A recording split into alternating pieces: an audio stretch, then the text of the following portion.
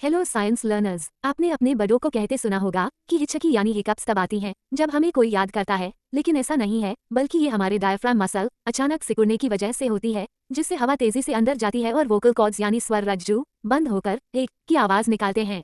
ऐसा अक्सर बहुत तेजी से खाना खाने, ज्यादा ठंडा या गर्म पानी पीने या ज्यादा एक्साइटमेंट की वजह से होता है, क्योंकि इन सब से हमारा डायफ्राम डिस्टर्ब हो जाता है। जब ये मसल बार बार कंट्रैक्ट होता है तो सांस लेने का नेचुरल प्रोसेस थोड़ा टूट जाता है, पर ये कोई फिक्र की बात नहीं है, बल्कि एक नॉर्मल फिजिकल रिएक्शन है। इसका सबसे आसान इलाज है कि आप ठंडा पानी पिएं, अपनी सांस को 10 सेकंड तक रोक कर रखें या लंबी सांस लें ताकि डायफ्राम रिलैक्स हो जाए और हिचकी तुरंत रुक जाए। Thanks for watching.